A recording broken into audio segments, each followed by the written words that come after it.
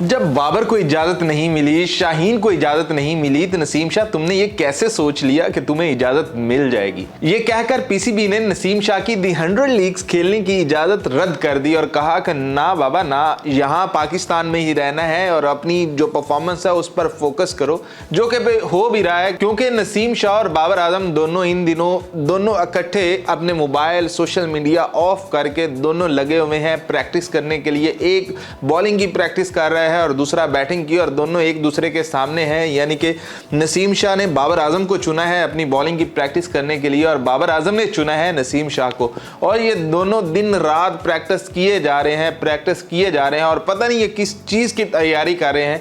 लेकिन नसीम शाह की जो तैयारी है वो रास्ते में ही रहेगी, क्योंकि पीसीबी ने 4 करोड़ का टीका लगा दिया। यानी कि अगर दी 100 लीग में नसीम शाह नहीं जाता है तो 4 करोड़ रुपए का नुकसान होगा।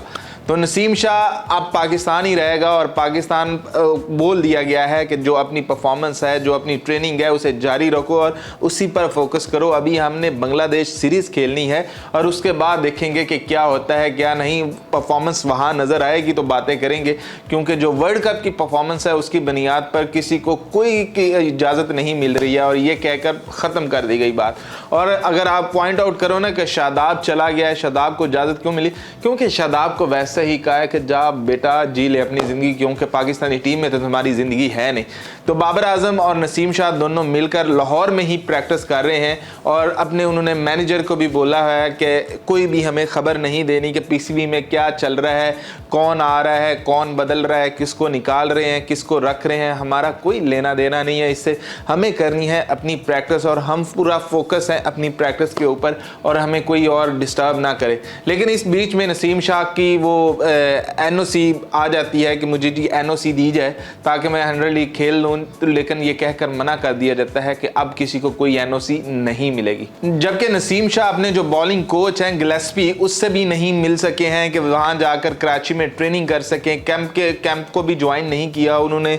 बाबर आजम के साथ अपनी प्रैक्टिस को ज़्यादा अहम समझा हुआ है और वो यहाँ पर बाबर आजम के साथ प्रैक्टिस कर रहे हैं, गिलेस्पी से नहीं मिले हैं। पीसीबी या मोहसिन नकवी का ये बहुत अच्छा फैसला है कि प्लेयर्स को पाकिस्तान ही रखा जाए और तब तक रखा जाए जब तक इनकी अपनी टीम के लिए परफॉर्मेंस अच्छी नहीं हो जाती। यानी कि जब ये लीग्स खेलते हैं वहाँ तो इनकी परफॉर्मेंस सुपर होती है, लेकिन जब अपनी टीम की बारी आती है तो वहाँ पर ये ठुस हो जाते हैं।